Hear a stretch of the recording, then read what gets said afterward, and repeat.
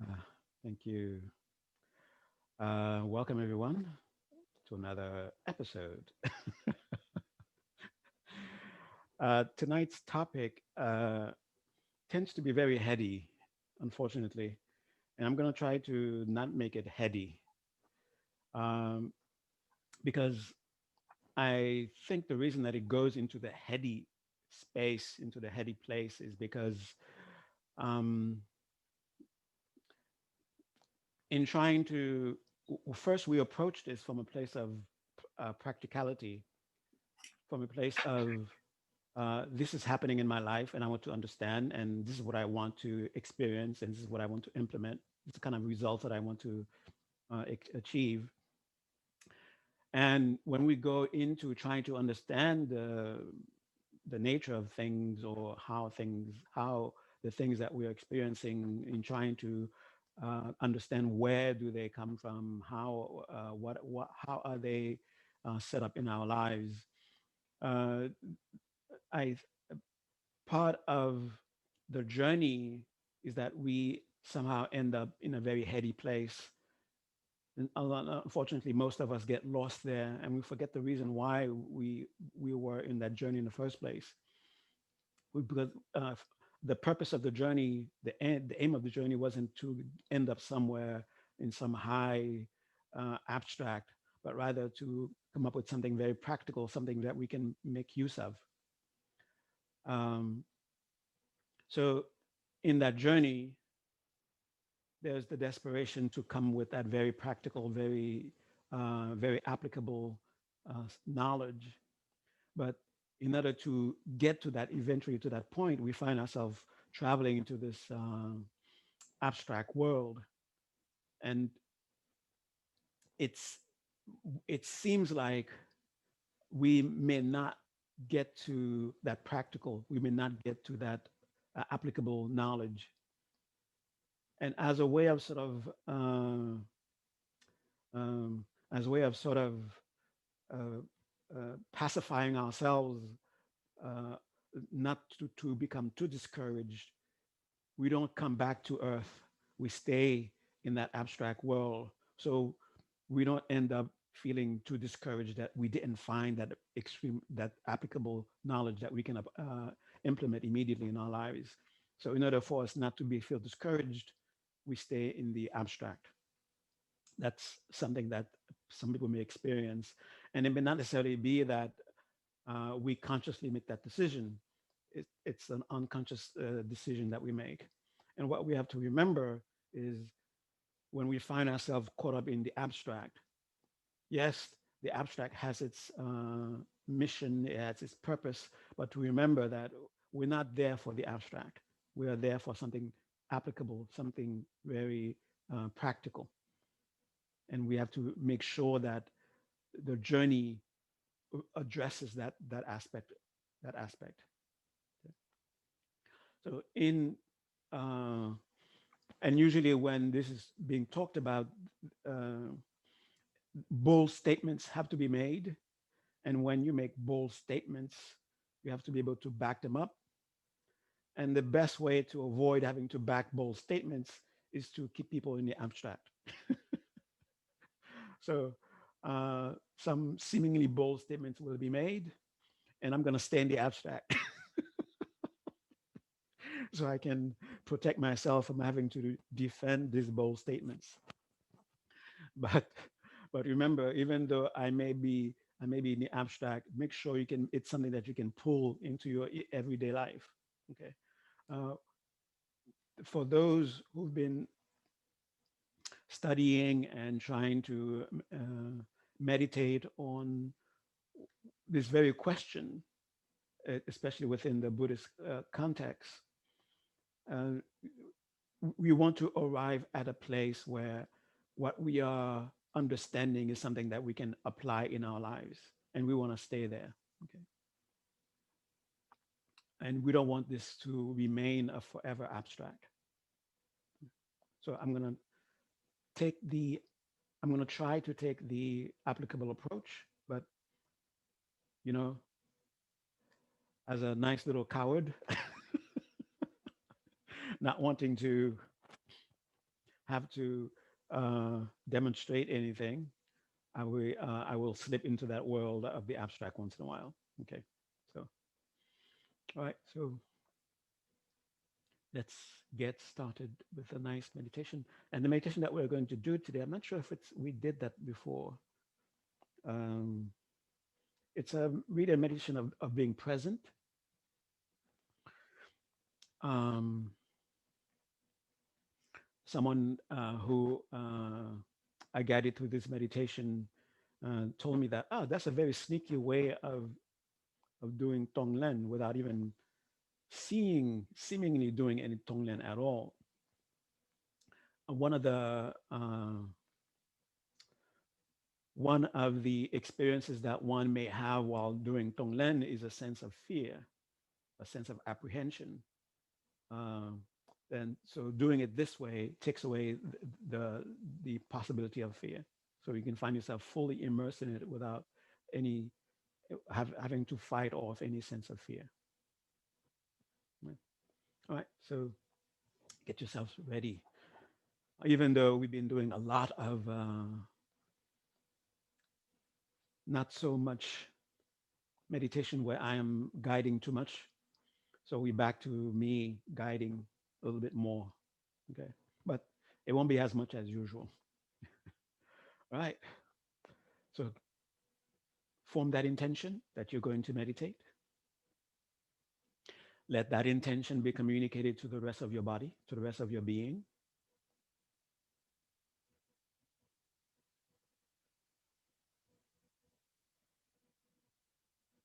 Allow that intelligence in your body to respond. It wants to respond, it wants to cooperate. Listen to it. When you feel the need to make adjustments in your body, it's really that intelligence in the body that's communicating to you. So pay attention to it. Listen to its advice with mindfulness, making adjustments. What that intelligence is seeking for you to experience right now immediately is comfort and stability.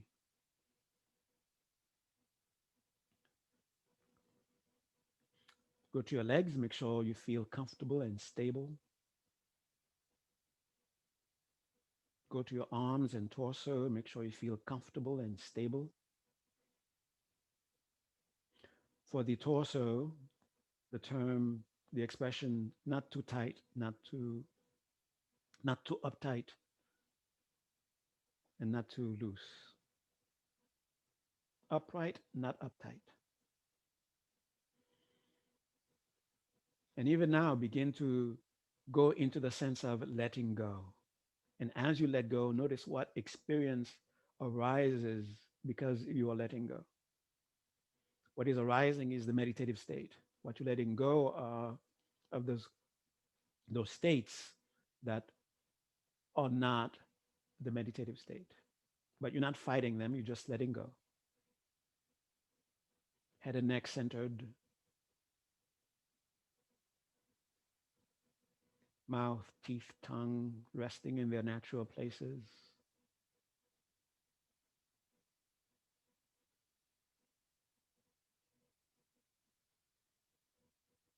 Eyes resting softly.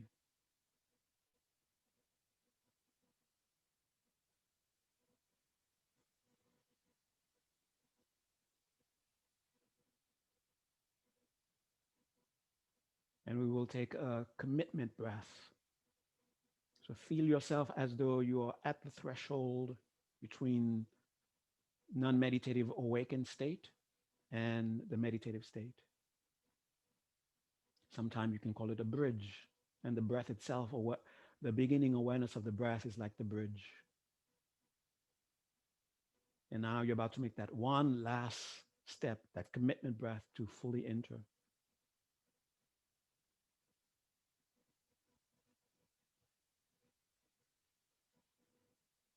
So through the nose, gently, fully take a nice deep breath. And through the mouth, just release.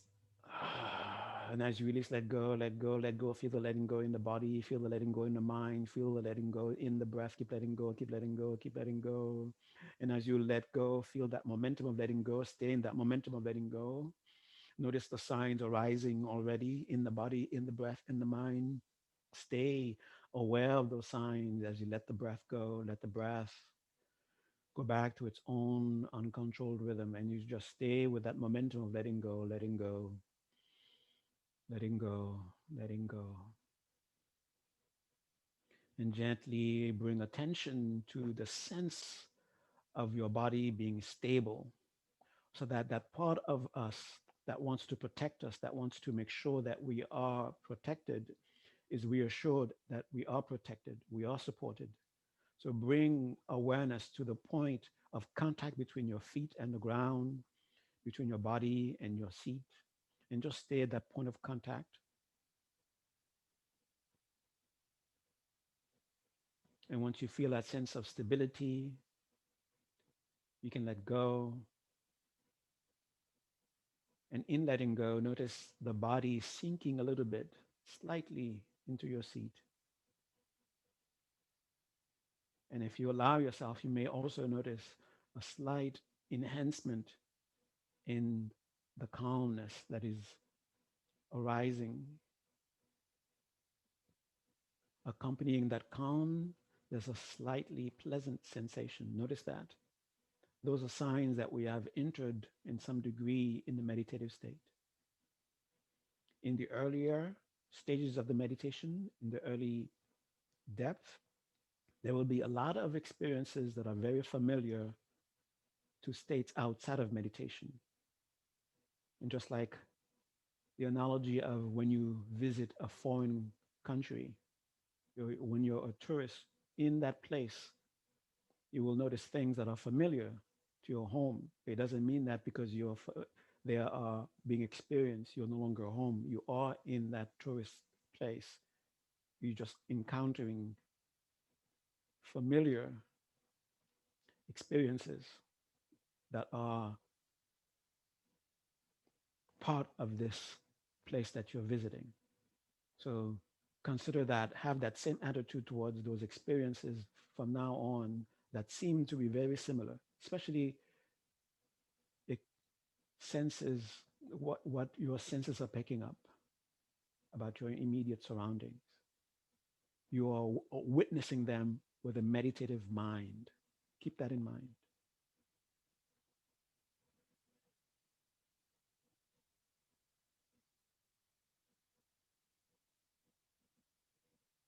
And gently come rest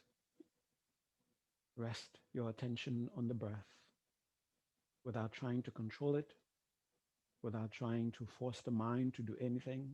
Just as you breathe in, you know you are breathing in. As you breathe out, you know you are breathing out.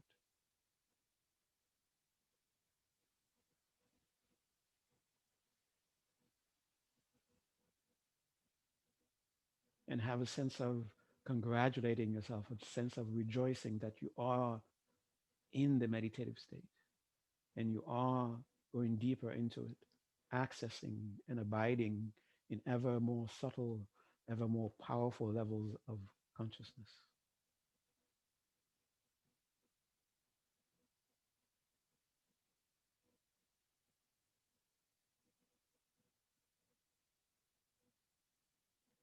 And be aware of the signs, the very early signs that you're meditating in the way that you're aware of the body. Rejoice, the calm, the pleasantness, the sense of this is body, the vividness, the measure of vividness of that.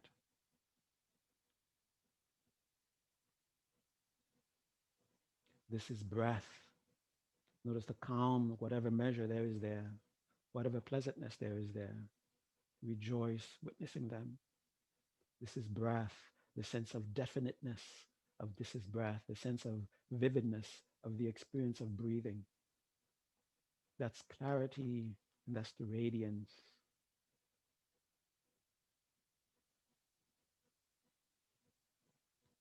And notice very similar experiences to the calm and the pleasantness that are entirely in the mind.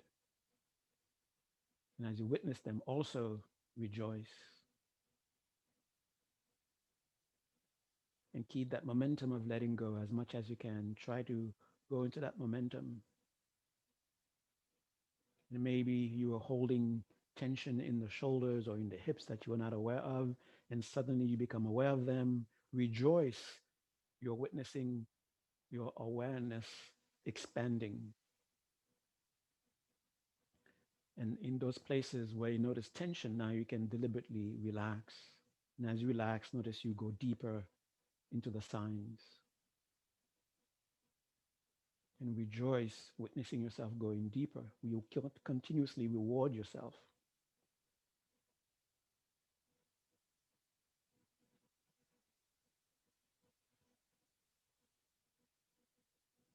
And for the mind, the signs of clarity, the early signs of clarity and radiance are the inner sensations. Your senses are picking up information, and it's not you, usually the senses pick up information from outside, but in addition to what you're picking from outside, there are also inner information, inner sounds, inner movement, inner tactile sensation, inner scent, inner visions. Those are signs that you are indeed in the clarity, in the radiance part of the meditation. And they will get stronger as you go deeper. So no need for you to force anything. It's naturally happening.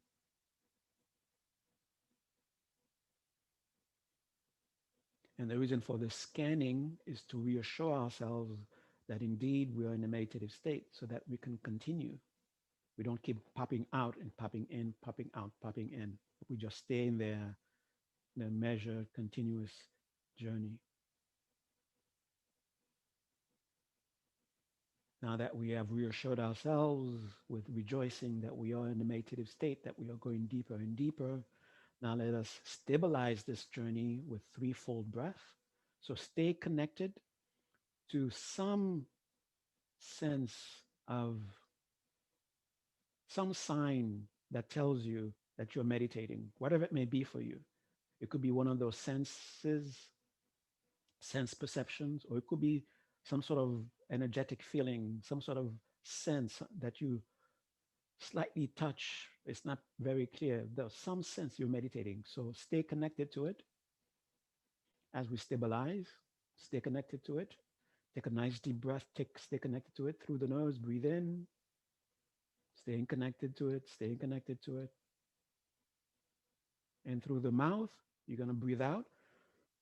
And as you breathe out, let go. Let yourself go deeper into it. Let yourself go deeper into it. Let yourself go deeper into it. Let yourself go deep. If something else suddenly show up, stay with that then, and just keep let it take you deeper. And at the end of that exhalation, stay where you are. Stay where you are, continuously being aware of it. And through the nose, while staying there, take another deep breath in through the nose. Breathe in, and through the mouth, let go.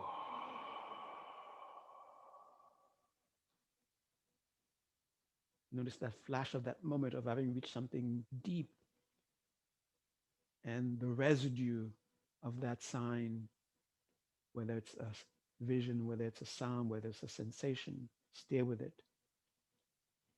And as you stay with it, a third deep breath through the nose, gently, fully breathe in.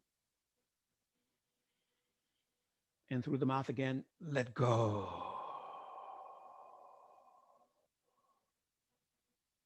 And spend a few moments just adjusting yourself, witnessing, noticing the sign, and rejoicing the depth that you are now entered.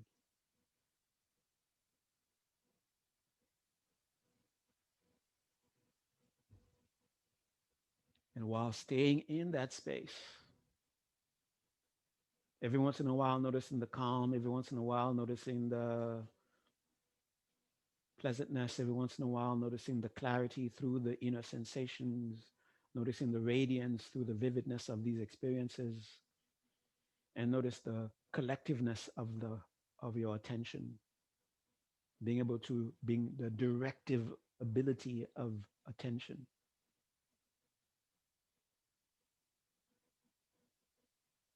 And stay in that momentum of letting go, letting go, letting go.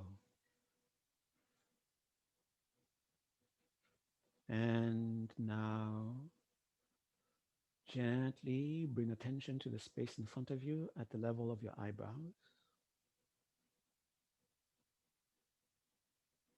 and feel a spark in front of you at that space. It is your potential. Whatever it is that you aspire to that you have not yet manifest, the reason that you aspire to it because there is that potential within you.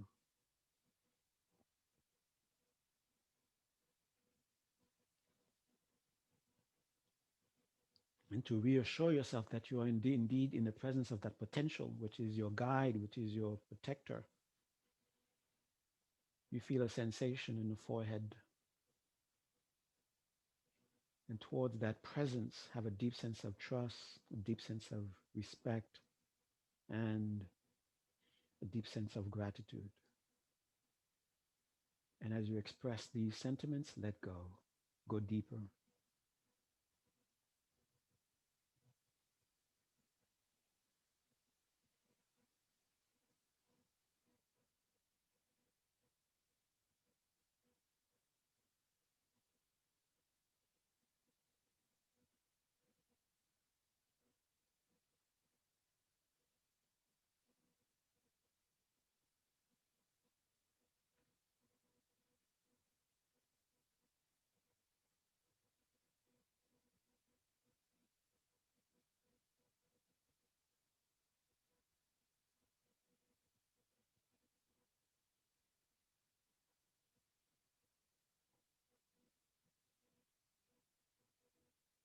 Again, acknowledge the signs that indicate that you are in some measure in the meditative state. Notice them, rejoice, whichever is prominent for you. If you want to look at all the signs mentioned, the sign that you are experiencing that reassures you, go to that. Rejoice witnessing it.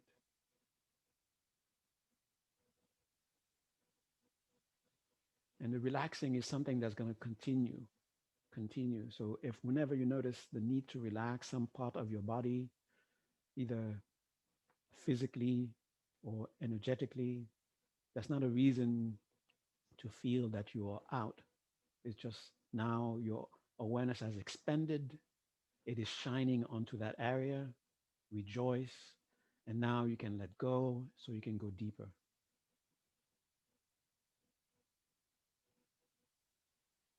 It could even be entirely mental, the sense of needing to relax.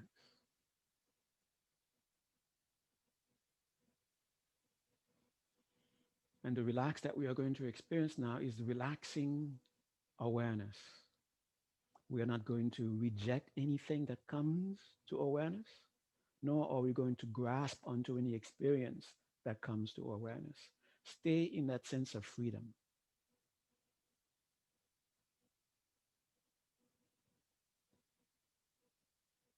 And as you're staying in that sense of freedom, just as a visual, an aid to help, see that spark of light that was in front of you. See it come to the crown of your head, illuminating as it descends, and then gently comes to rest in the center of your heart. It's a nice little spark of light that is very nice to behold.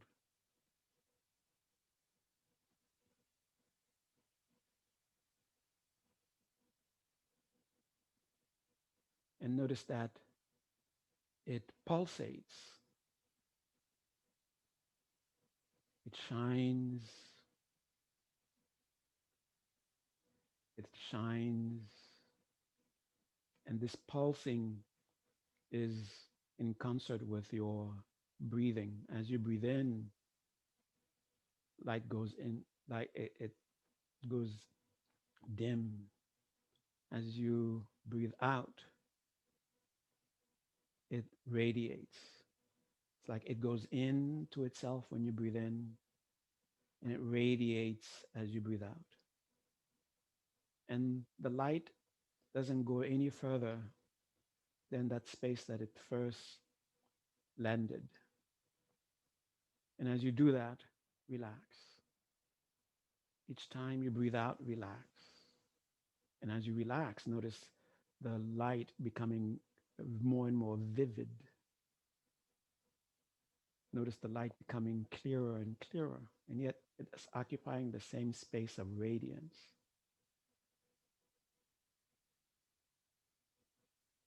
The calms become calmer. The pleasantness becomes more pleasant.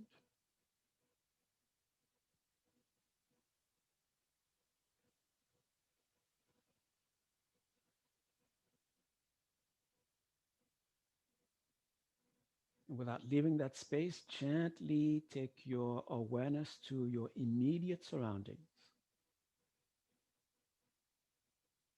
You're aware of your immediate surroundings through the sense of touch, the clothing, the seat, perhaps a slight breeze, a slight warmth. There's a certain scent to the space.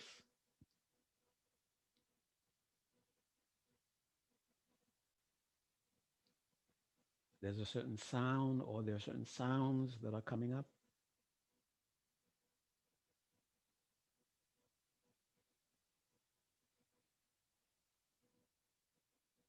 I want you now to, as soon as there is awareness of any of these things, whether it suddenly shows up, whether it's been there for a while, as soon as you notice you are aware of them, think of that as causing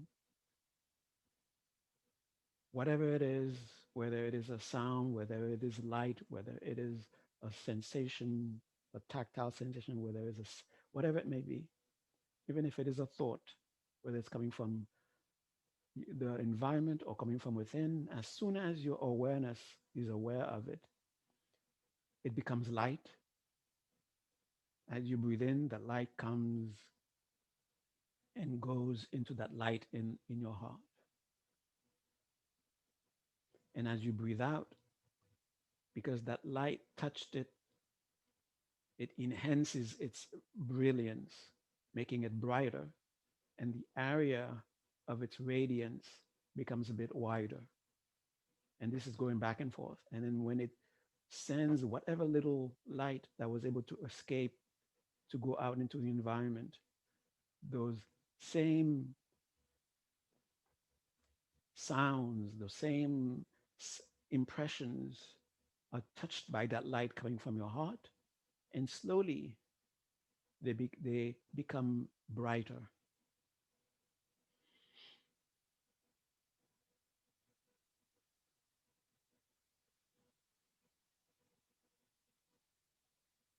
Remember, each time you breathe out, you relax. And you stay in the depth of that relaxation as you breathe in.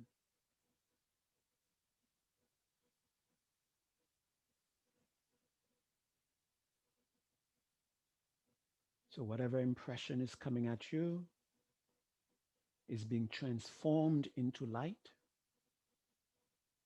as you breathe in, goes to the light in your heart, causing that light in your heart to be brighter. And as you breathe out, that light radiance becomes brighter, and some light goes out into your environment, making the objects, making the source of the impressions becoming brighter.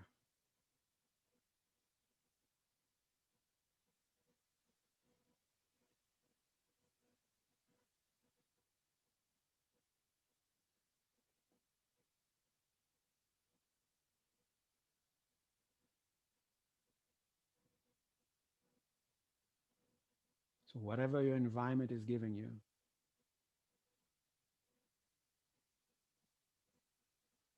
becomes light, brightens the light in your heart, and you radiate more light.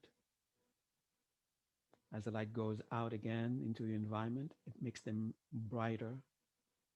So you are making the environment brighter, and the environment is making you brighter.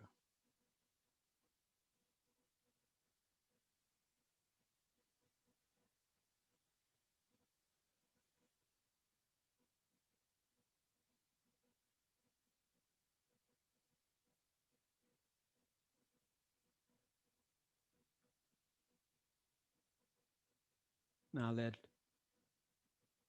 the radiance of the reach of the light coming from your heart, let it see it now going further. The, the circumference is widening. If you're in a room now, everything in that room is bathed by the light coming from your heart. They're transformed into light, and the light comes back into you as you breathe in, causing the light in your heart to be even brighter and to shine even brighter and to go out even further.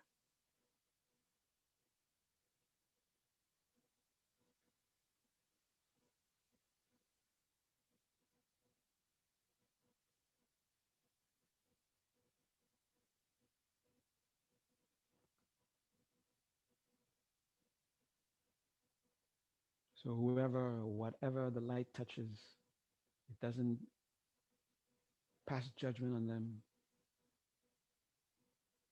They send light. You accept the light in your heart. The light in your heart becomes brighter, goes back again out to reaching further and further. And it's with your breath as you breathe in until expanded, until the entire world or the entire universe, whatever you can hold in your mind, it's breathing with you. As you breathe in, you take in whatever it is as a light. And you breathe out, you send out light to them, making them brighter. And they're making you brighter. You're making them brighter.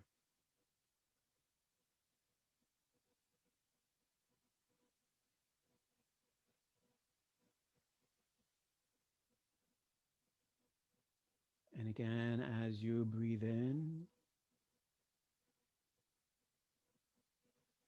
whatever difficulties you have that you can empathize with, that you can sympathize with because you understand from experience how it is to go through these difficulties, whatever they may be, financial, social, health, environmental, whatever they may be. The light goes out to those, transforms them into light, and the light comes into your heart, making the light in your heart even brighter as it goes out. And when it goes out, think of your aspirations, things that you know will bring you contentment if you were to meet them, whatever they may be, and see that light going out, light of aspiration, touching everything, making them brighter, and feel a sense of compassion as you breathe in, a sense of love, wishing contentment as you breathe out.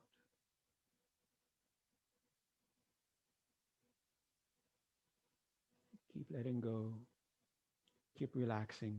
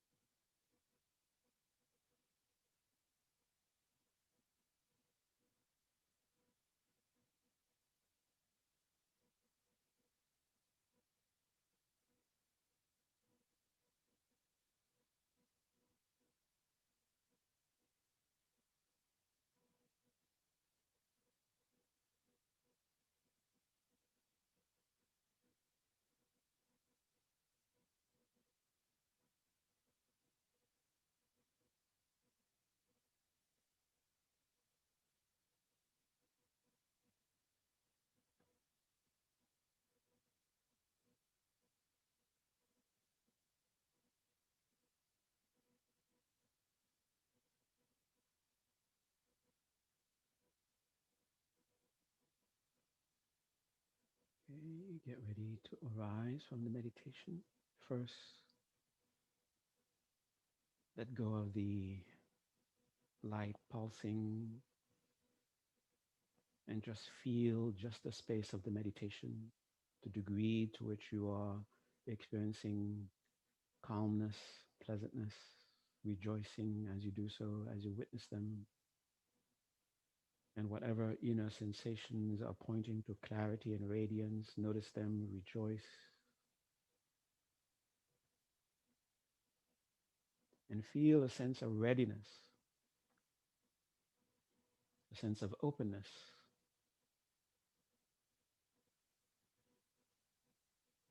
ready to understand, open to understand.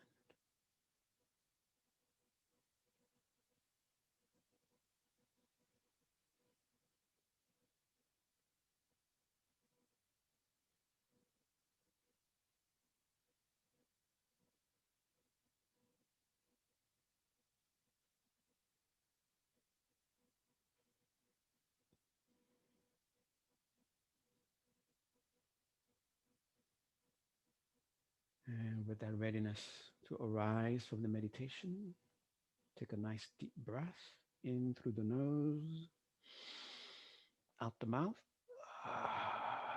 And as you breathe out, slowly let yourself reconnect with your immediate surroundings, deliberately, consciously, with your awakened consciousness. Be aware of your sense, your environment through your sense of touch, the temperature, the feel of the clothing on you, your environment through your sense of hearing, the different sounds, your environment through your sense of sight, the colors, the shapes, the lights, the shadows. Okay. Oh, wow. All right. That was long. Uh, okay. That's meditation that sort of encompasses so many different things at the same time. Uh,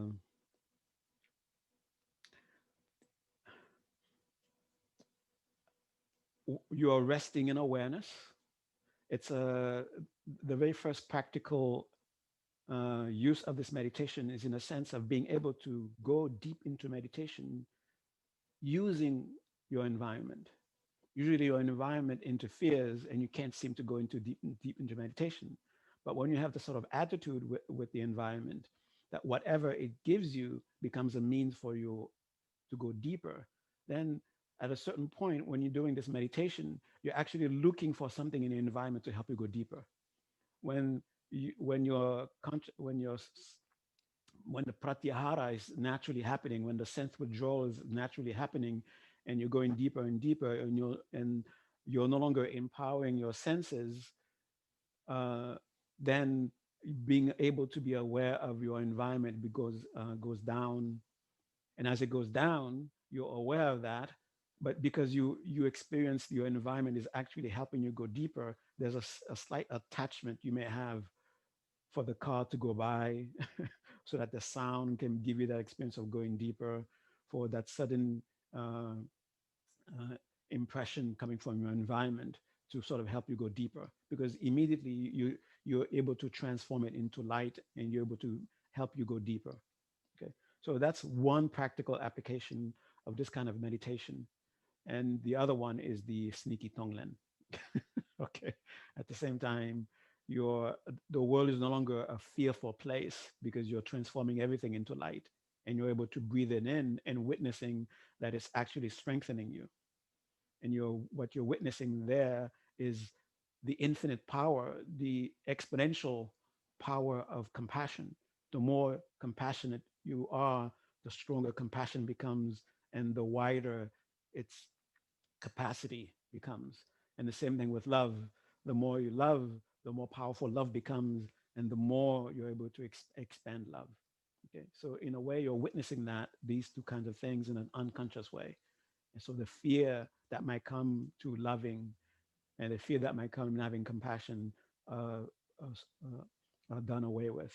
So you don't experience any of them. So that wasn't the point of the talk for tonight, but this is a good way for me to sort of make uh, make excuse before I go deep into this thing. It's a very scary thing, and the reason I'm saying it's a very scary thing because almost everyone, almost every tradition. I mean, the reason for the existence of any tradition is a presentation of this is where things come from. Okay, this is where things come from, and I don't want to perpetuate this division that we are suffering from, not only here but throughout the world. There's this division, there's this disease of division that we are suffering from, where the the very idea, the very idea of the very, I would say, the very wisdom that this inquiry grants us, we lose sight of it. And I'll get to that. I'll explain what do I mean by that as we go deeper into the talk, into the topic. Just like we've been doing with the other topics, we begin with where we are and then go from there, because that is, it's touching the part of us that is capable of understanding what we will encounter, so that when we do encounter it, we will encounter it with capacity to understand. It will not be, we will not experience that sense of it's over my head kind of experience. And over my head kind of experience, meaning we were just not, we we we were uh, taken on a journey, and for most of the journey we were asleep, and we have no idea how we ended up where we where we ended up. And there's this sense of mystery in our minds. What was those, all those parts that we missed? What were they? And we were not able to focus on where we are, where we end up. Okay, and we are not able to understand exactly where we ended up also. So let's begin with exactly where we are. And the reason for beginning with exactly where we are is also for those of us, especially for those of us who have, I'm sure all of us, everyone here, started on that journey a long time ago and somehow ended up in the realm of abstract. And we don't know how to get out of the realm of abstract. Sometimes it could be fear of leaving the abstract realm, because the abstract realm, we understand, well, at least it's abstract. If I'm wrong, it's okay. But when we go into the everyday world where we need applications to deal with real life stuff, the abstract doesn't necessarily help. And we don't want to face reality. We don't want to face the boss. We don't want to face the partner. We don't want to face the children. We don't want to face our friends with with nothing in our hands, because we took that journey to be able to deal with them, to relate with them in a way that is more skillful, in a way that is more meaningful. Okay, we don't want to meet them with empty hand. Okay, so that's probably one of the reasons that we find ourselves attracted to the abstract, because we don't feel that we have something that we can share in a practical, immediate way. Okay, so let's get rid of the fear of that.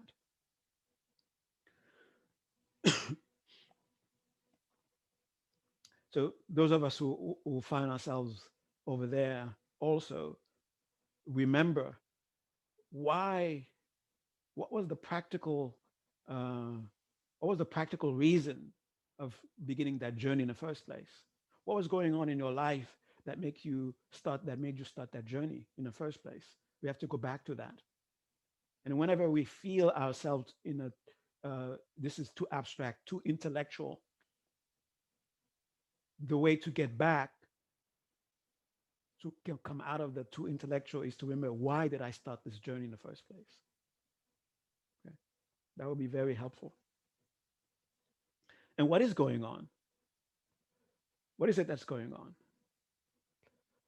Uh, well, let's begin. There are a lot of things going on there.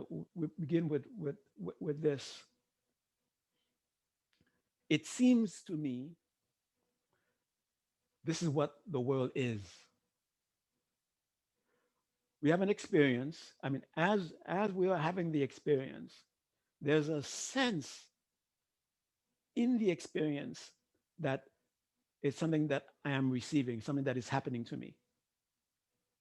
And for someone to come and tell you that is complete nonsense, that is not happening to you, it is you are in your right mind to doubt that. You're in, because the experience is so vivid that it is happening to me. So the approach shouldn't be to tell you, A, you're completely crazy, it's not happening to you. If it is, if that is indeed the truth, perhaps that blunt approach is just too blunt. Instead of helping, it ends up harming.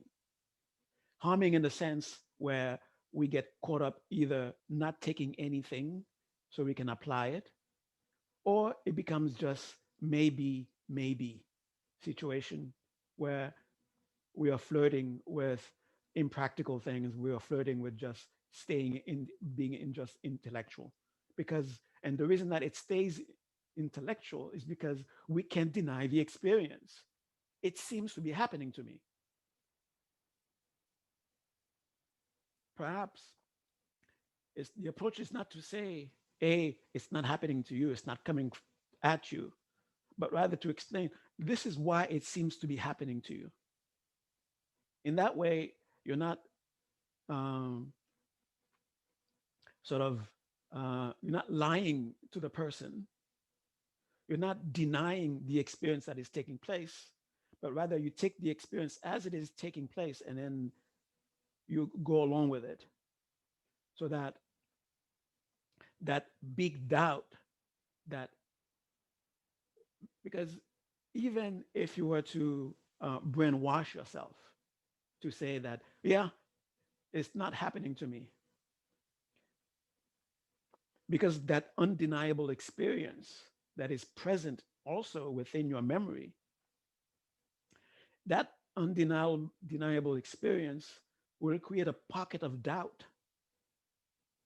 And that pocket of doubt will not go away until you deal with it. And you will find yourself some days applying and some days not applying. You find yourself always in the what if. What if in a sense of, what if it is coming from me? What if it is coming from out? What if it is happening to me? Where you can find yourself not able to commit either way. So first of all, we have to acknowledge and admit, yes, we experience it happening to me. We're not going to say that we are crazy for experiencing that. That is something that is definitely part of the experience. If I don't know if you've had mushroom experiences or psychedelic experiences, not that I've had, I wish I had, uh, where you have experiences, there's a part of you that says, ah, I know it's not happening to me. But in the moment, in order for you to really enjoy it, if it is an enjoyable experience, you'd have to let go. You have to buy into the experience of it appearing to be happening to you, right? If you constantly say, "Oh, it's not really happening to me. It's not really happening to me," it's not, you won't be able to. You can't really fully appreciate the experience. Part of you has to accept that the appearance of it happening to you. It appears that the face in the painting is talking to me. You can't deny that it is. It seems to be happening to me.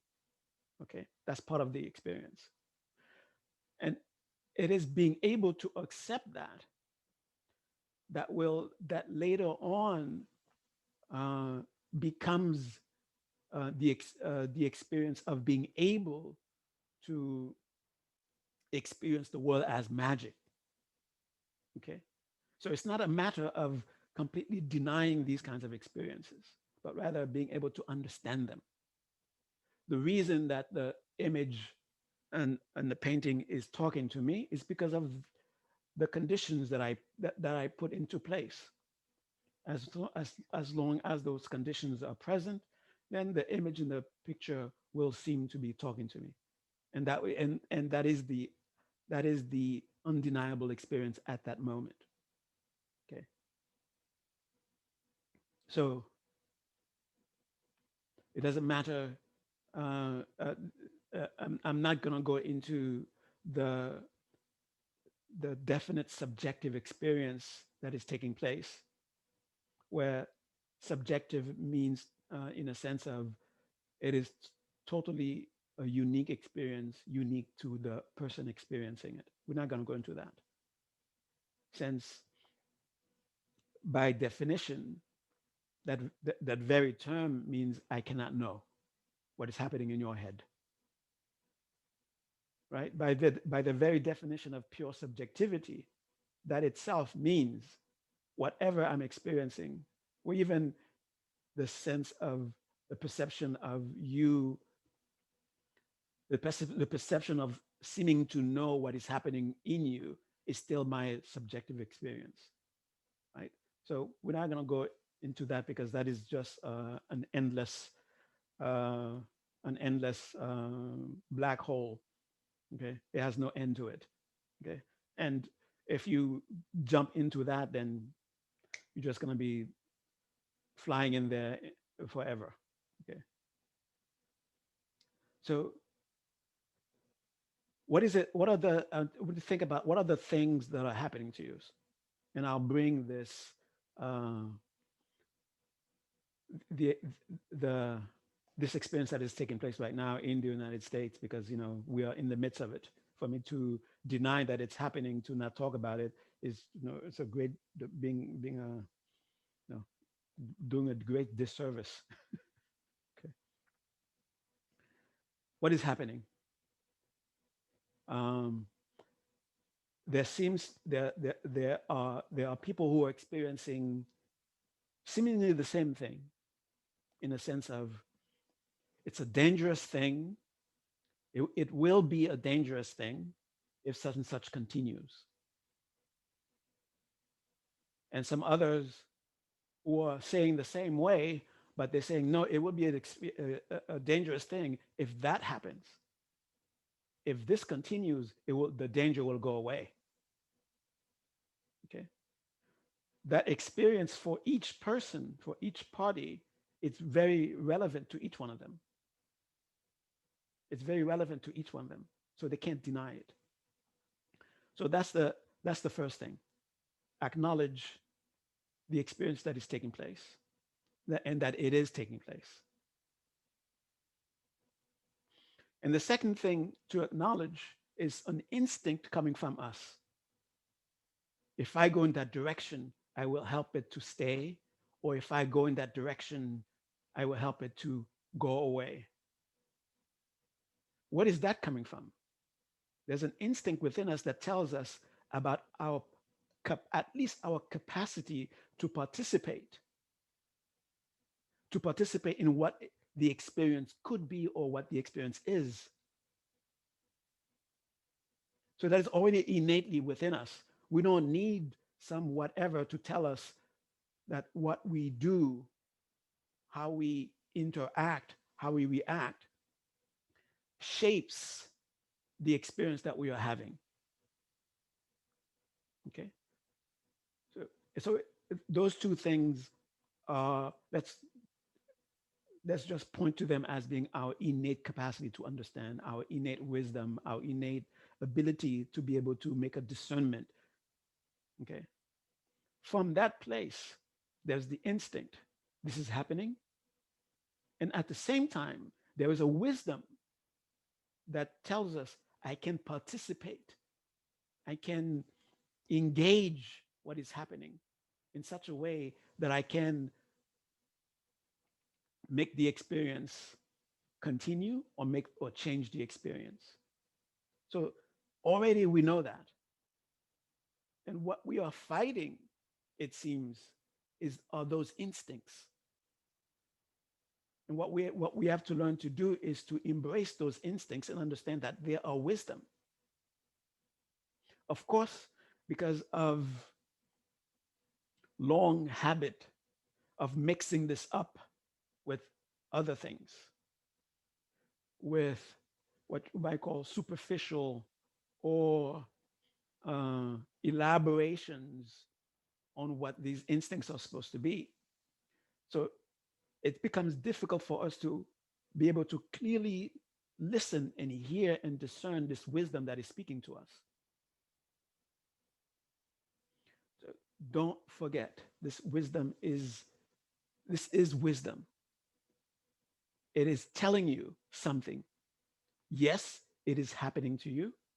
And yes, you can do something about the experience of it happening to you. Okay? That's what these instincts are telling you. Now, to what degree my participation can make a change? To what degree is it I can permit it to happen to me? And by permitting it to happen to me, I'm talking about the ex- and this is something that we all experience, and this is something that we all also sense. Let's say you live in a country where the majority of people experience something, the country has, uh, something very, very bad, or it could be a neighborhood, doesn't necessarily have to be a country. And we experience this, that there are people, you could say, there are the individuals who are more or less uh, experiencing what you might call the general experience. And there are those, even though they are in the midst of that environment, are not experiencing exactly the same thing, right? So that is something that we can look at, and that is one of the ways we establish truth to ourselves. That's why when it seems to be happening to us, that is a kind of truth that we cannot deny. But also as we witness also that it's not necessarily just happening to us, because if it is just happening to us, then some people would have different some people would not be having different experiences, right? That is something that we witness. Like some people experience, it doesn't matter who's the leader of the country, my life is going to remain just like it is. And they do experience that. And there are some people, the opposite, they experience the opposite, where, yeah, it does matter who is the head of who is the leader of the country. My experience becomes different. Okay. What we need to get to is a middle way, a middle way. And it's the middle way that is the wisdom. And to understand the middle way in such a way that it's not just abstract. You are right in your instinct to want to do something. And you can only want to do something if you're experiencing a sense of something happening to you. Okay.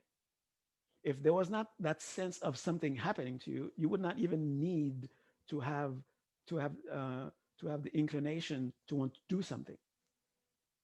It is because of the experience something seems to be happening to me that you're responding with, I can participate. Okay. So those two things are truth.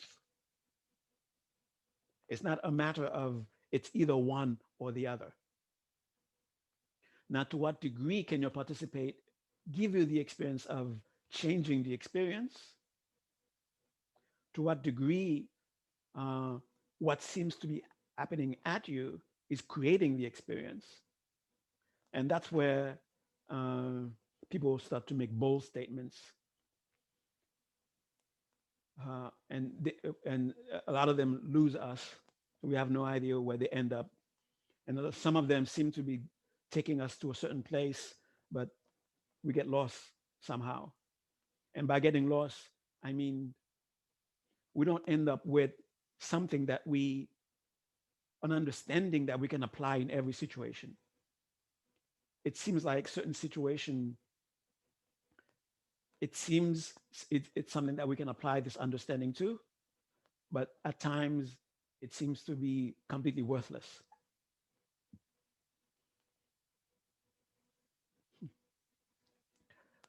We can't deny there's a material, there's a there's part of our experience that we call the material. We can't deny there's part of our experience that we call the immaterial, the subjective, the energetic. These are part of experience. Since all these are part of experience, don't isn't it wrong to try to make any one of those to be the only thing that is real? It will be that will be a big mistake. Each of these are relevant. Each of these are a part of reality, and reality is experience. Okay? To say that only the material is reality is denying our experience. To say only no, uh, materiality is an illusion created by the subjectivity is denying experience. Okay, all these are simple elements that we encounter. Why should we make one element more real than another? And I can even bring in the elements of the way we understand the elements, the element of earth, water, fire, air, and I'm going to add space, consciousness. And I could even add energy to it, but fire can sometimes can sometimes be substituted for that.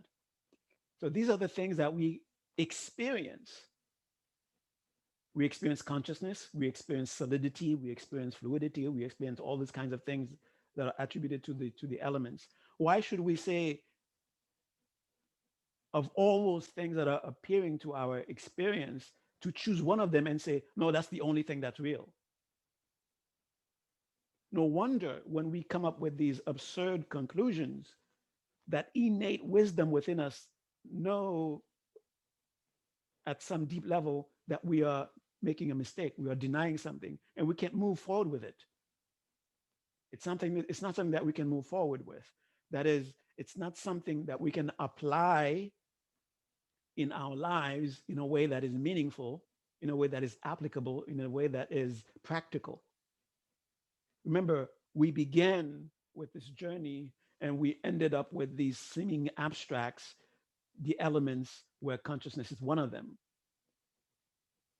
in order to relate to our experiences in a way that is meaningful, in order to relate with our environment, to relate with our in, to relate with our uh, relationships in a way that is meaningful. That should always be and forever will be the reason for these journeys.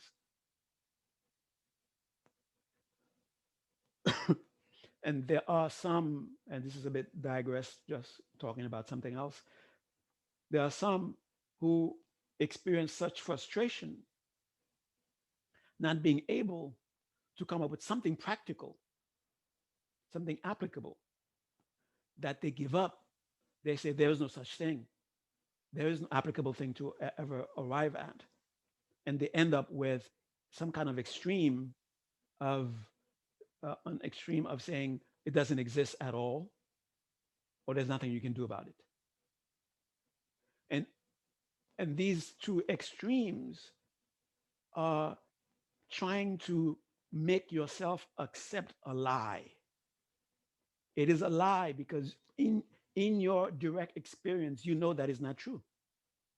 No matter how much you no matter how much we convince ourselves that that is the truth, our experience, our direct experience is telling us, no, that's not it.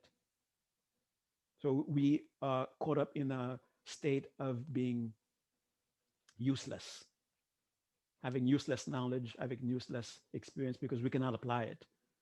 We cannot make it change our relationship in the direction that we want it to change it. We cannot make it change our environment the way we feel our participation can bring about a change. So let's not forget these elements that we have discovered their experience. Okay. And consciousness is just one of those elements.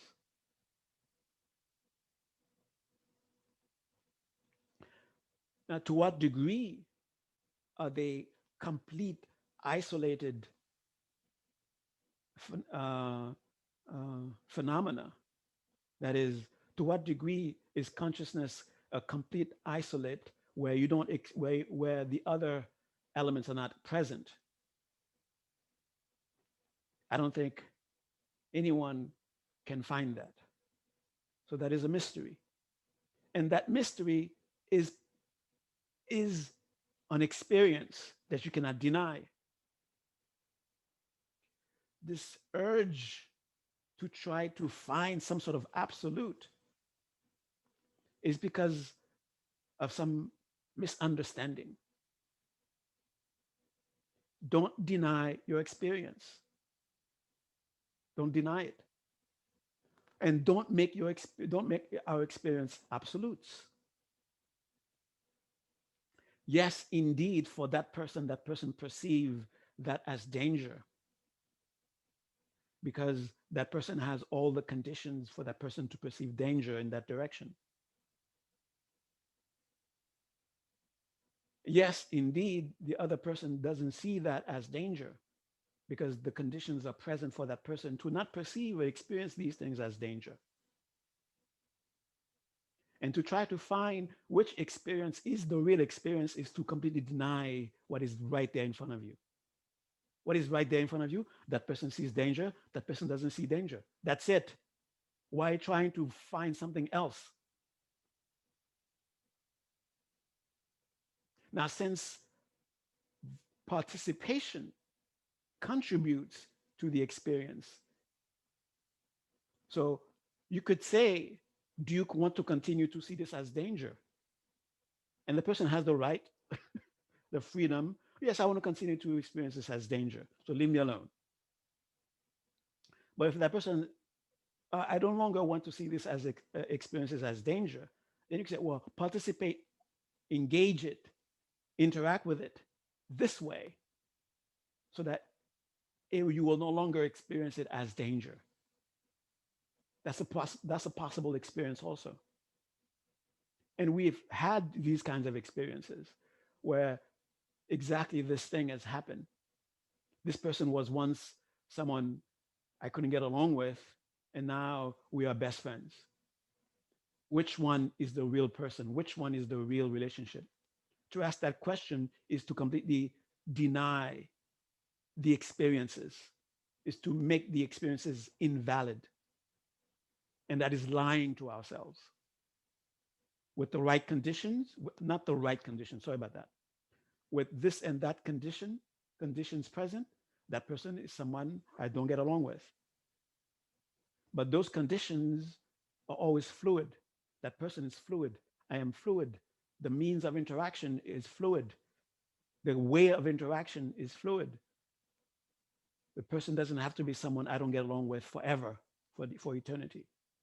I can interact with that person in such a way that that person no longer becomes someone I don't get along with, but that person becomes someone, oh, wow, I admire, someone I can't wait to be with.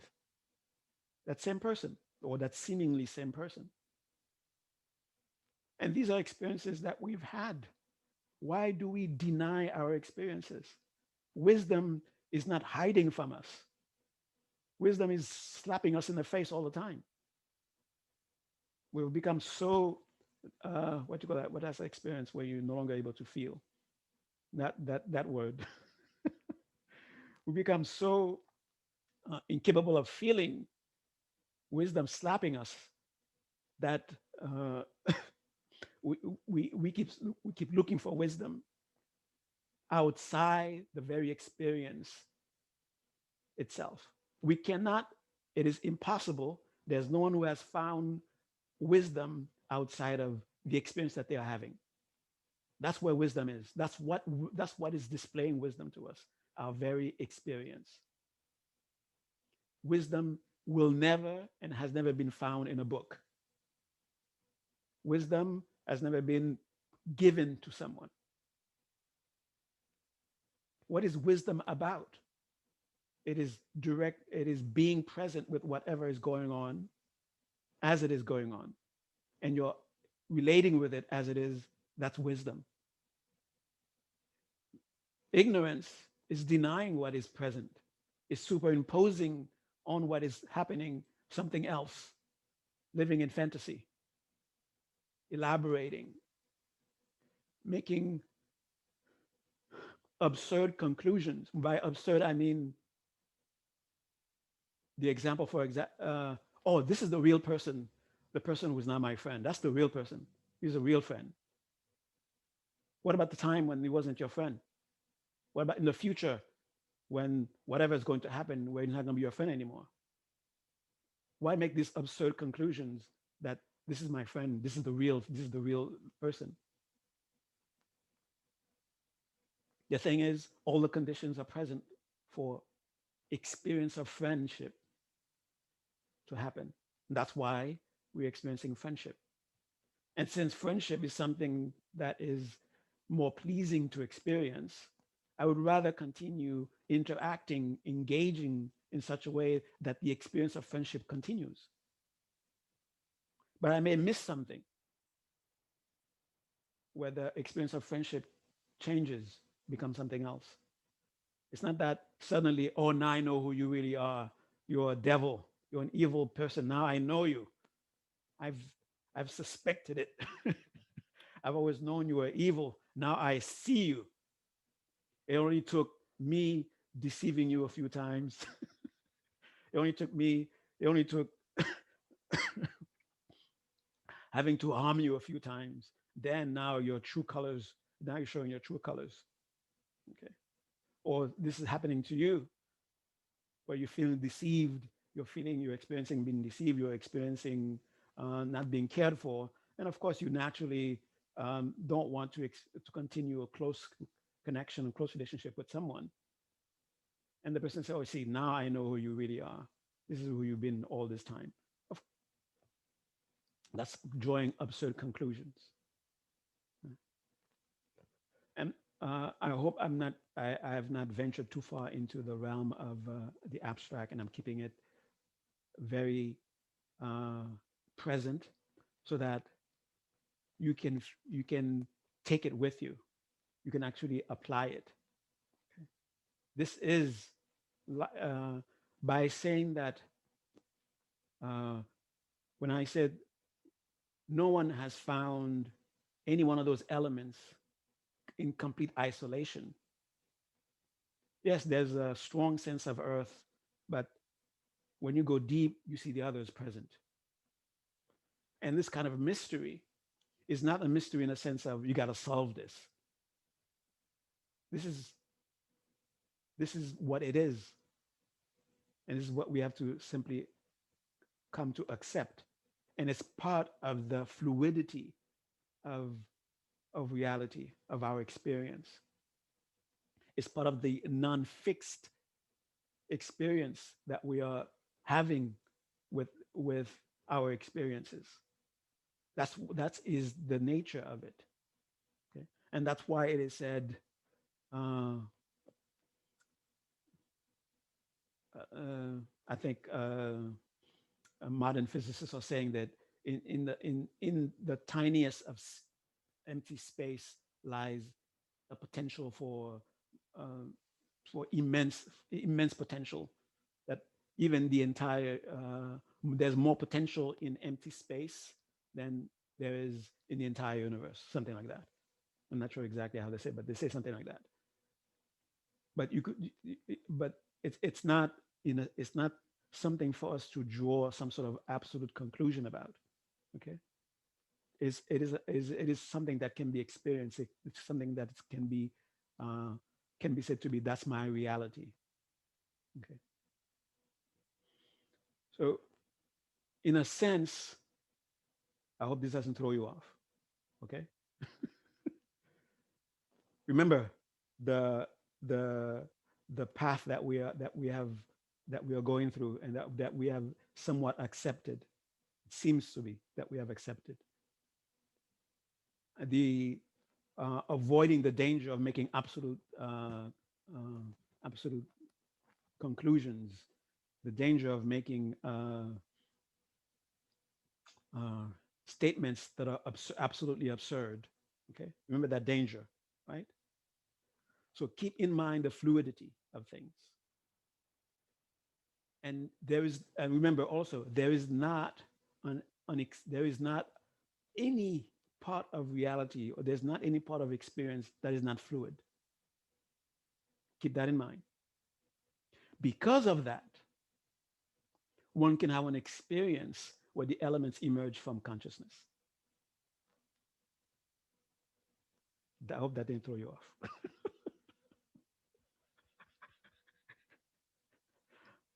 But that is not making an absolute statement that, oh, there we go. See, the elements do come from consciousness. No, you can have an experience where the elements issue from consciousness. And you can also have an experience where consciousness issues from the elements. The fluidity doesn't reach a point and say, okay, I'll stop being fluid here. It's fluid through and through. That's one way of interpreting that phrase that we found in Buddhism, the emptiness of emptiness. Emptiness is empty. Okay? It's through and through. There is not an experience in reality that is not marked by this quality of fluidity. Yes, you can have so to have two people argue, no, it's come from consciousness, no, it comes from matter. It's two people who are drawing absurd conclusions about experiences. Okay. Yes, it can seem to issue. You can have the experience where it seems to issue from consciousness. Yes, you can have the experience where it seems to issue from matter. Because they're not isolate universes once in a while deciding to, oh, let's see what we can do together. Okay. Why is it said that in every empty space there's the potential for everything, you could say? Because even in empty space, they're all present.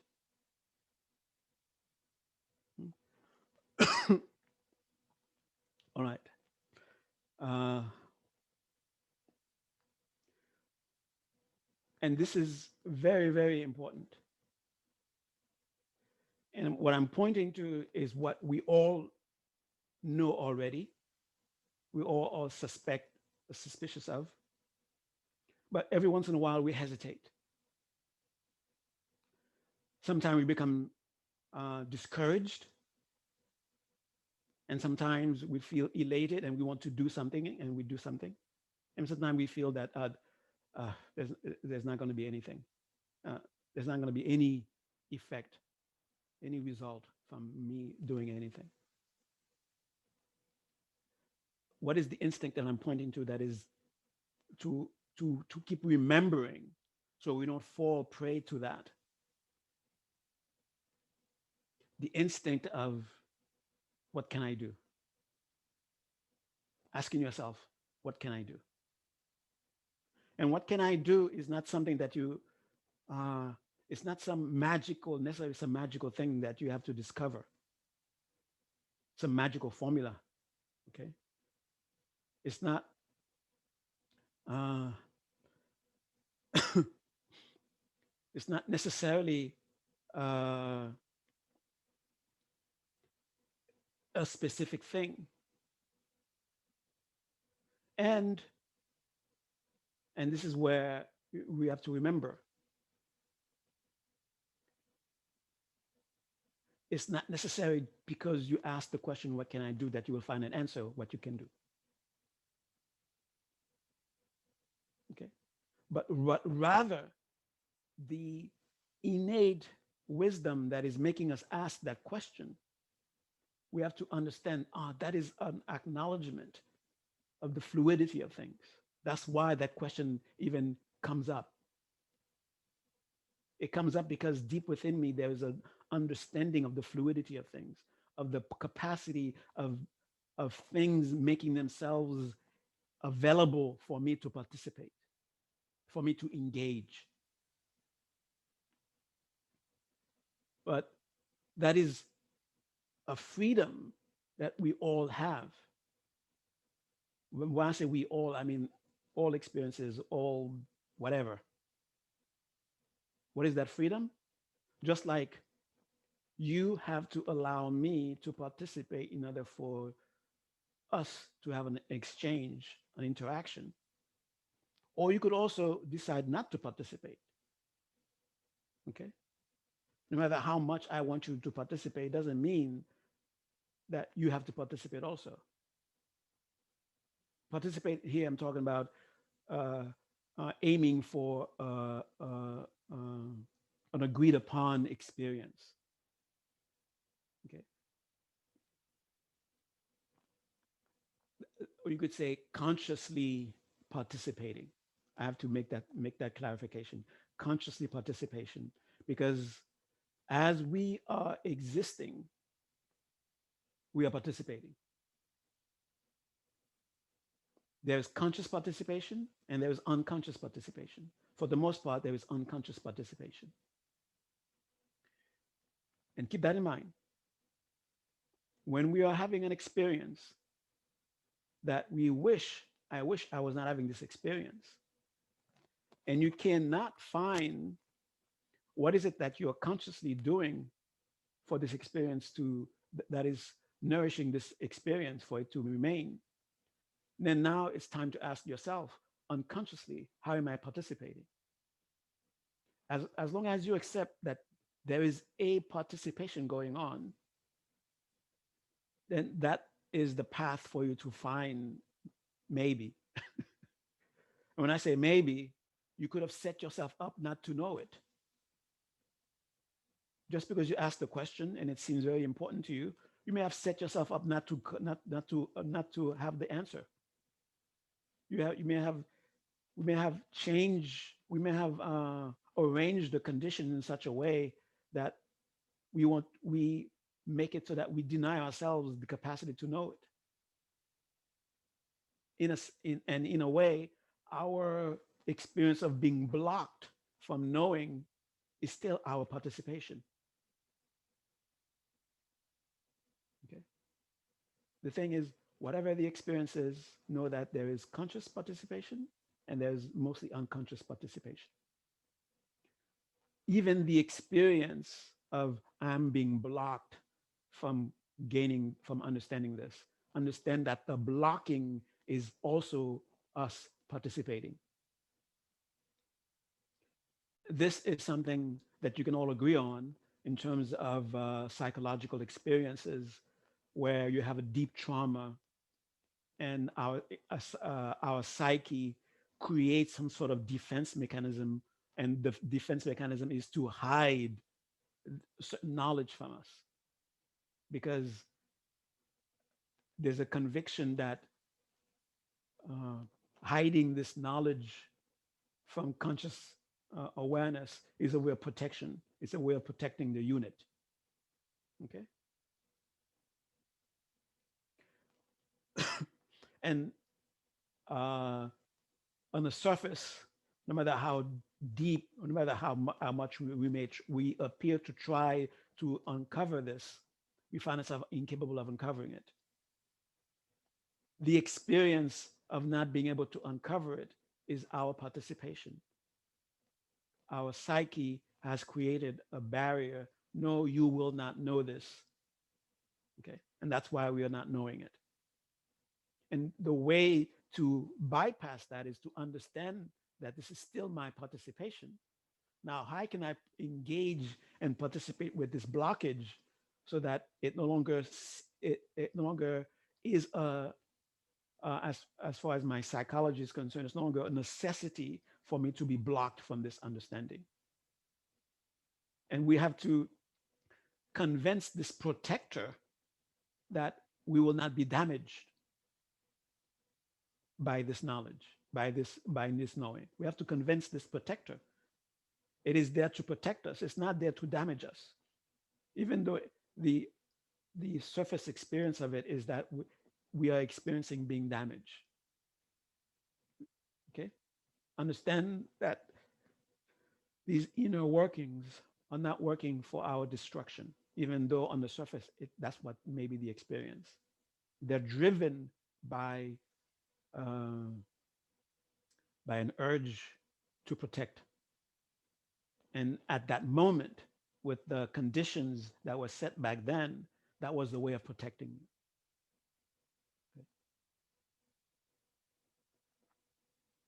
Uh, so we have to begin with a kind of humility. And the humility is, yes, this experience is taking place. I'm not going to deny it. But at the same time, understand that there's a fluidity to it, and understand that, yes, I can participate, but the degree to which I can participate is also what I've allowed myself. And part of the humility to also to bring into this is to respect other people's experiences. When they say this is dangerous to me, don't try to convince them that it is not. Try to understand how it could be dangerous for them. And definitely they don't want to continue to experience that as danger. Maybe then you can we can approach them in such a way we can say, such and such conditions may have happened for you to experience this as danger. You can relate with it this way where it's not danger. Okay. The phenomena of, okay, this is where present politics come in. I've been trying to avoid it, but it keeps coming in. Uh, the previous election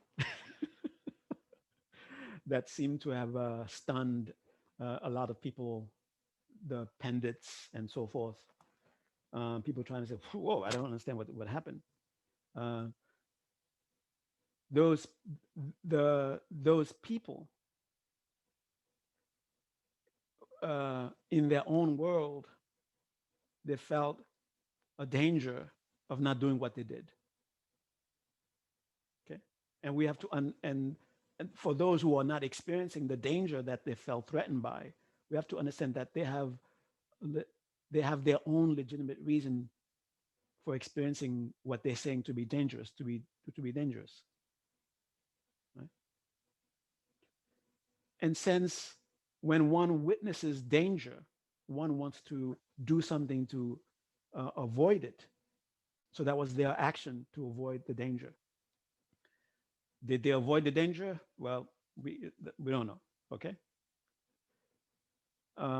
but the the humility, that's where the humility comes in, to understand that we are both trying to avoid danger whenever we see it. If we can approach it that way, hey, we are both trying to avoid danger. Oh, you see this as danger? Okay, all right. I understand what it means to experience something as danger. So let's try to work with that. You're also trying to avoid danger, also, right? Okay, let's come up together with an understanding, with compassion for each other. That feeling something as danger is not a pleasant thing to experience. Nobody wants to experience that. Okay.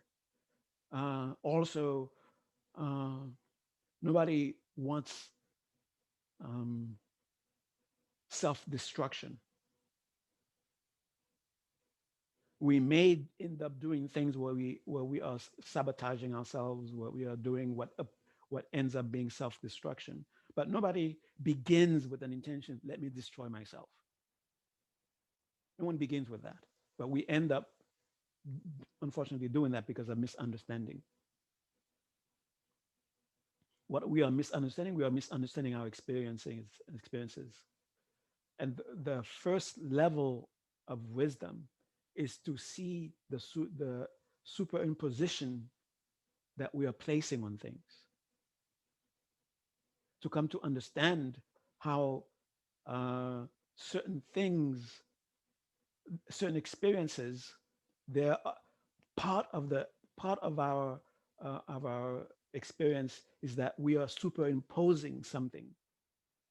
Okay? There is the flowing water, and we are imposing something else on it. Okay, and we need part of the wisdom. It might seem to not be wisdom, but part of the wisdom is to understand, this part I am superimposing on this. It's not necessarily a part of the what you might call the actual the bare experience. I am superimposing this on top of this. That is the beginning of wisdom. In very cryptic and very cerebral language, uh, where you if you don't understand it that way, you end up in the realm of pure intellectual, pure abstract. When you hear it being presented to you as you have to understand the object to be denied. If that phrase "understand the object to be denied" does not translate into what am I in this experience, what am I superimposing onto the bare experience, and to come to understand that. Okay, like you having and to bring it into practical application, and I think I have to stop very soon. To bring into practical application, you're relating with someone says a word or does something that triggers you, and then you react. Yes, there is the experience that you're reacting. You're yelling, you're defensive, whatever it is that you're doing. You're retracting, you're exploding. And you have to understand, part of the wisdom is to understand, I am superimposing onto this word that this person said something that happened to me when I was 5 years old or something. When I was when I couldn't understand, and it felt the world is coming at me, and the world coming at me was for me how I should have reacted. But I completely forgot about that. That's part of my internal habit now. So when I feel myself back in that experience, I'm no longer in that experience when it happened 5 years ago. I'm not 5 years anymore, right? But the I'm superimposing onto the experience that's taking place as I am 5 years old. So I'm reacting with the reaction of the 5 year old. I'm defensive. I'm explosive. I am retracting. And what is the bare experience? And at times, we have to understand we have so much superimposition onto things that we are not aware of the bare experience. And by bare experience, I'm not talking about some absolute experience, neither. Okay. Uh, and this is the last thing I'm going to say. Part of the journey of getting to wisdom, of getting to understanding, begins with simply acknowledge everything that is happening as it is happening, not denying it. And it's because I may not deny what is happening as I'm reacting, as I'm being defensive, that I can say, wait a minute, when I'm looking barely at the experience of me being defensive, okay? Not get caught up in it, not making it the absolute reality that I should be defensive or I should not be defensive, but just looking at the experience of being defensive. Then I see, I'm superimposing into the experience something that happened when I was 5 years old. That's why I'm having this experience now.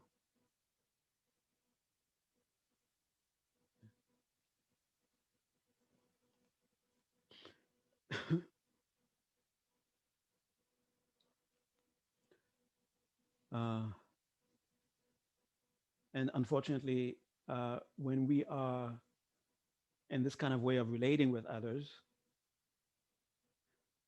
it seems like we are hearing what the person is saying, but it's the 5 year old that is hearing. It's not us present at the moment. And it seems like we heard what the person said, but we don't really hear what the person said. We are hearing what the 5 year old heard way back then. Okay. And we become, in that case, incapable of really being of service, really being able to hear someone who needs to be heard.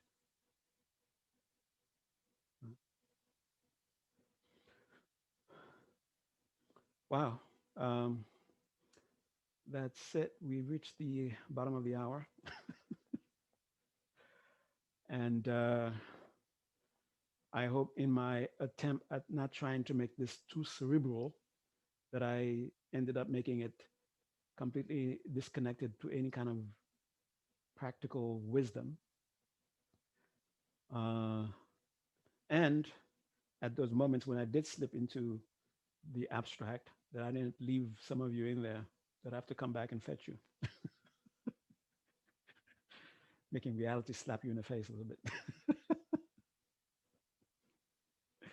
Okay. All right. And thank you very much for keeping this community going. And again, thank you for your patience with the schedule and all that kind of stuff.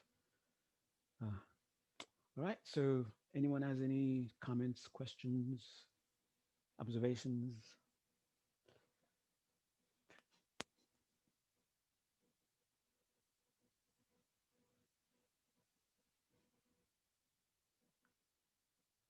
No?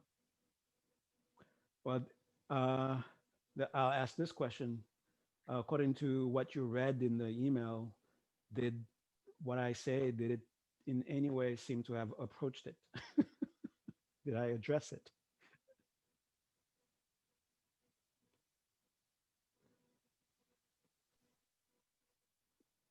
Um, yeah, I guess what was coming up, I think you did address it and more actually, and it was really nice because it spoke to the bigger picture with the election and also some personal things in my life too.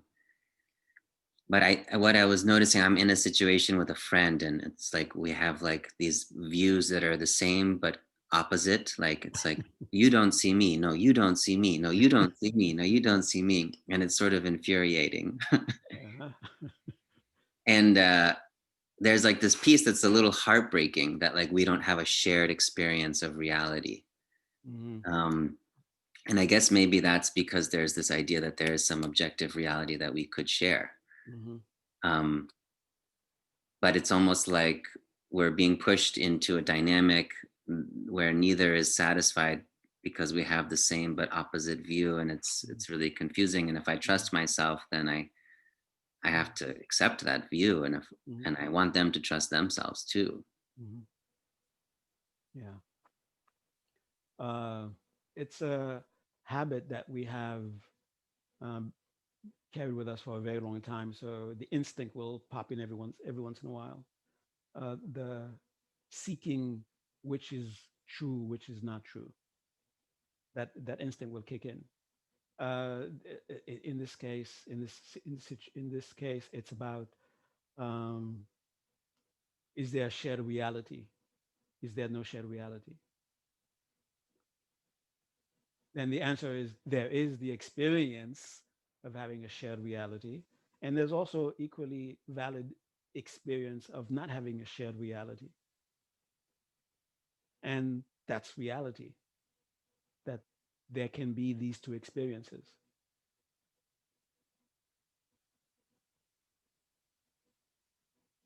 It's not a case of it's one it's it must be one or the other.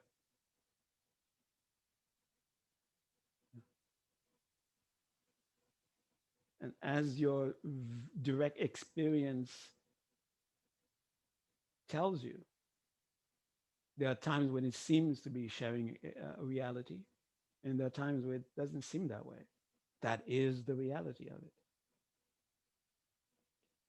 That to the because it is uncomfortable, and the reason that it is uncomfortable is because we desperately want it to be one or the other, and it's not one or the other. So because of that, the experience becomes uncomfortable, and we want to get rid of the discomfort.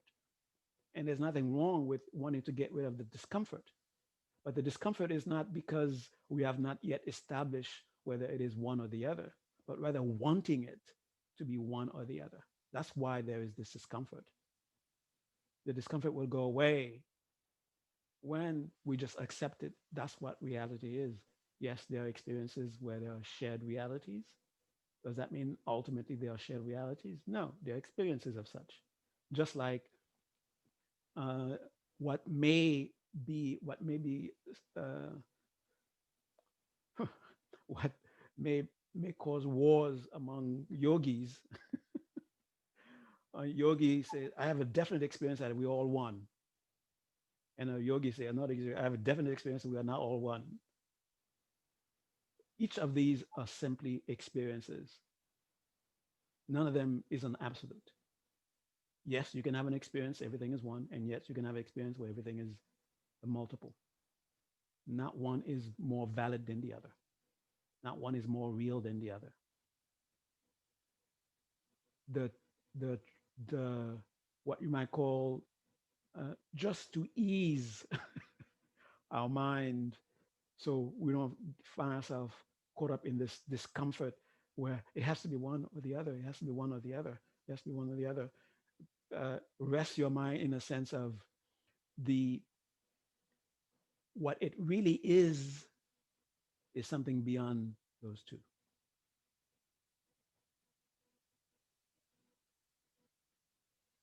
And you will find your mind trying to figure out what it is, but it won't be able to come up with something because it can only go into one or the other. But since it got rid of the disease of trying to make one or the other, then it can just rest in a sense of it is beyond those two. I think it is also like a sense of really caring for the other person and wanting to understand their perspective. Mm-hmm. But then, like, if I take it on, it kind of makes me feel psychotic, like to hold both at the same time. Mm-hmm. But yeah, I guess it's what you're saying about something outside of those two feels nice. Yeah, to connect to that, even though it's sort of unknowable. Yeah. Yeah.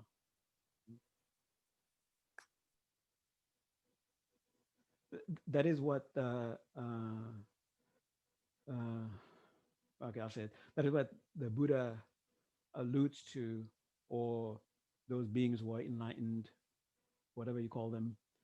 That's what they alludes to when they get to finally seeming to point to the ultimate, and they say, "Oh, mystery." And how did they arrive at making that statement? Uh, it it appears to be definitely there, but when you go meet it to prove that it is definitely there, it goes away. It's not there anymore. So what is it? Is it really there or is it not there? Well, the answer is it's not neither it's here or not there, but rather mystery. That's why when yogis, this kind of in almost every spiritual tradition, there's this kind of imagery, whether it's Buddhism, Taoism, uh, whether it's Kabbalah, whether it's the Sufis, those real, true spiritual seekers. Doesn't matter what tradition they're following. And there is this story with all of them, given in some form or another. Either way, where two spiritual practitioners or two yogis are debating, but in each debate, one touches something more profound, the other touches something more profound, and eventually they both arrive at silence. And the commentator says, now they've reached the truly profound. Okay. Uh, so there's a reason why it is called the inexpressible, not just being poetic. If you can say, ah, it is all one, you're making an expression. If you say no, it's multiple, you're making an expression. Yeah. It's all light, that's making an expression. It's all love, that's making an expression. Okay.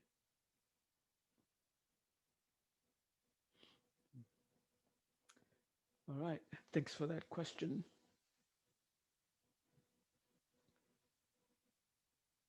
Right. It's really now time to end. Uh, did anyone have a question before we go into the closing meditation?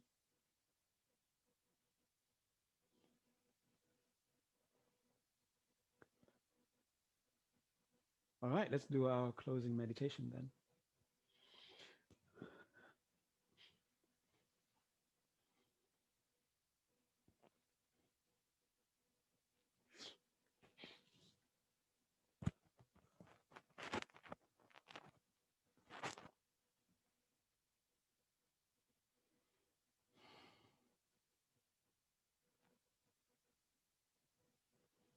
If you can, recall the experience of being in meditation and let that recalling be as vivid as you can make it.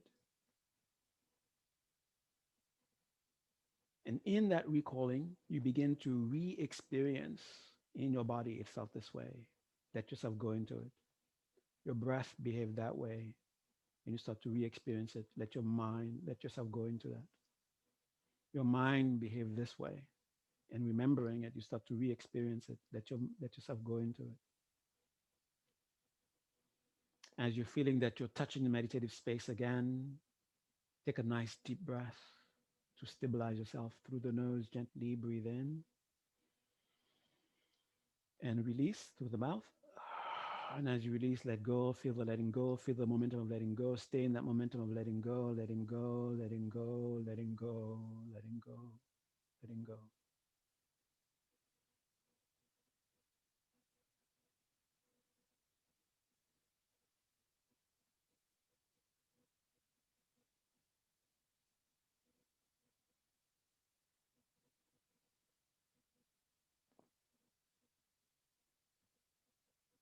Now think of the term us gathered here together.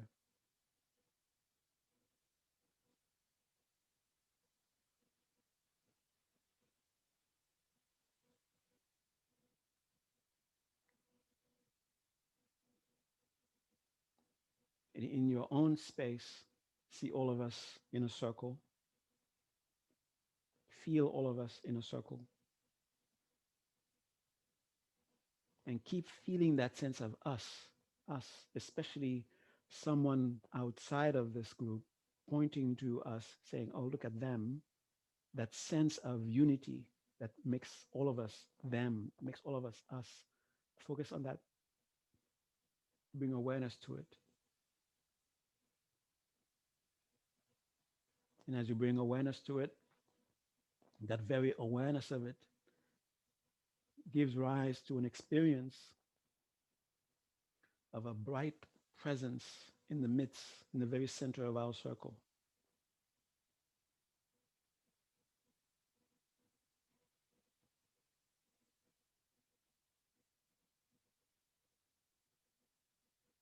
And briefly have a sense of your personal us, your toes, your fingers, your organs, your eyes, all the different parts. They are all us. The finger doesn't have to be toe in order for it to be us.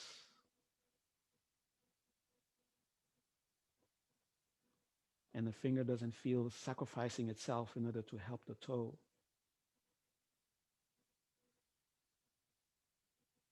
So keep that sense of what that us means and extend it to the group in a circle. And as you think of that, you feel that us getting stronger and stronger. The light in the center becomes brighter and brighter. An ray of light comes from its center, touching each one of our hearts, enhancing that sense of us. And as it enhances that sense of us individually, we send light back to that center, enhancing the sense of us for the group.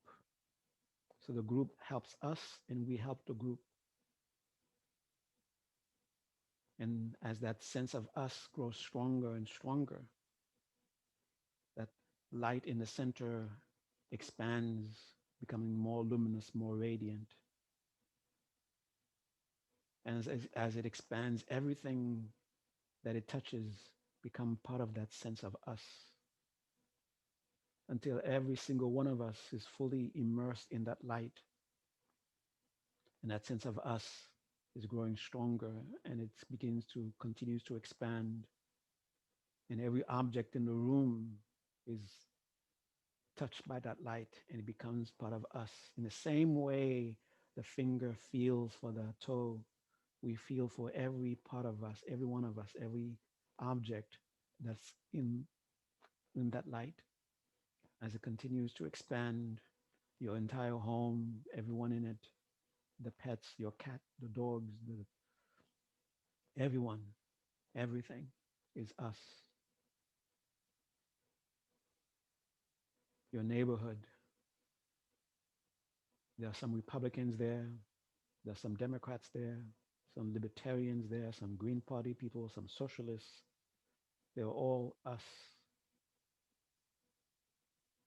It continues to grow. The entire city, the entire state, the entire country. And it's not just the people, it's every life that walks on the land of that country. And the land itself, the mountains, the rivers, the oceans, the lakes, the skies, the trees, they're all us. In the same way we care for our toe, we care for the lake, we care for the trees, they are us. And let it continue to expand until this light embraces the entire earth, the sky, the clouds, the ozone layer, the depth of the earth, us. And if you can expand this, if you wish to expand it to include more and more the entire solar system, the Milky Way galaxy, even beyond, as far as it feel palpably real to you,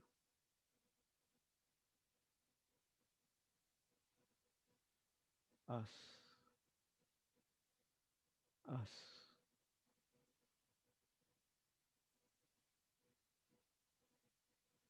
And whatever comes to your mind while you are having this image in your mind, throw it in the us. Suddenly, so and so comes to your mind, throw it into the us.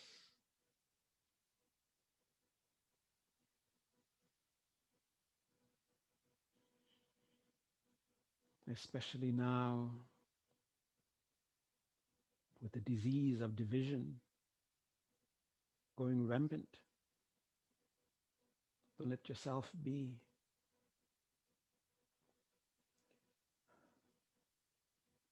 Don't let yourself succumb to it. Keep reminding yourself, it's us.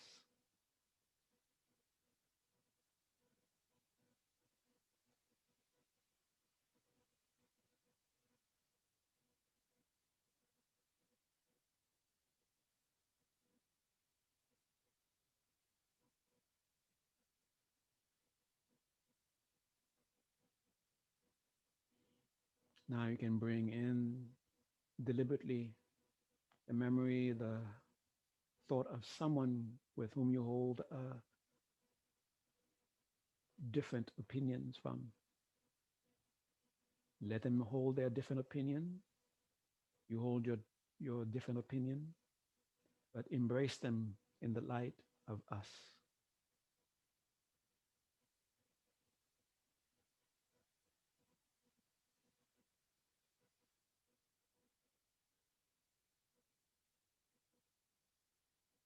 And see yourself having concern for their concerns, and they have concern for your concerns. And we find a third.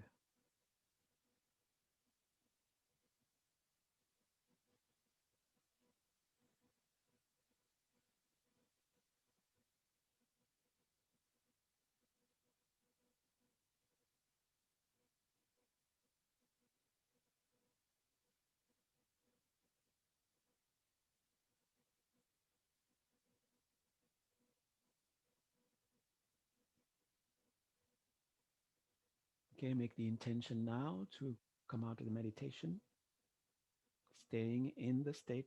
Don't take yourself out yet. Now see this light which has merged everything into itself, becoming and making everything into light, slowly beginning to shrink again. And as it shrinks, whatever it enveloped now stays where it was before, but is still infused with that light. It's glowing, no longer that light itself, but glowing, shining until it comes again in the very center of our being, of our circle, and we are shining with that sense of us.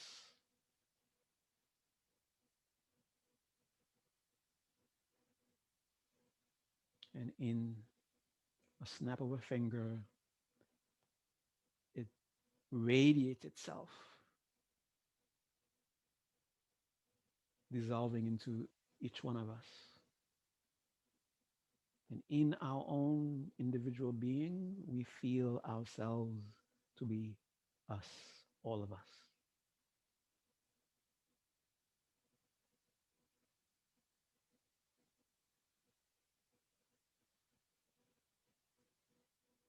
And whatever gifts you may have gained from this, dedicated,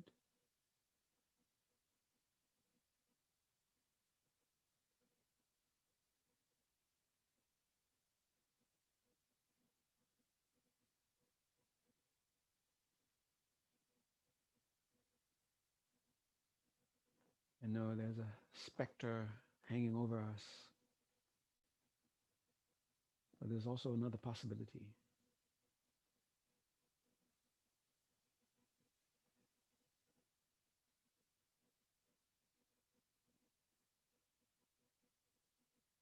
Let there be peace.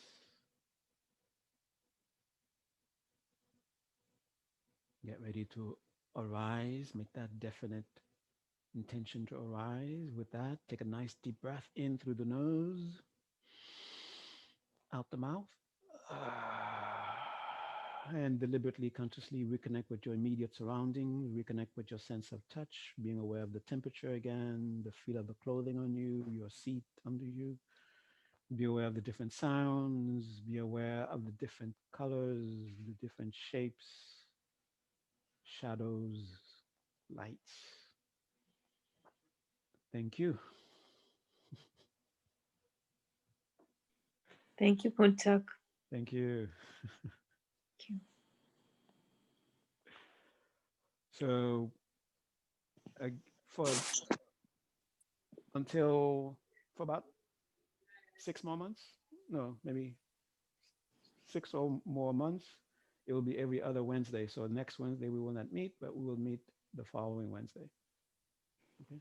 And if you have a topic that you would like us to talk about, then you can uh, send an email. We can tackle with it. Okay. Thank you. Thank you. You're the best. Thank you. Thank you, Phuntsok. Thank Thank you. you, Phuntsok. Thank you. Bye.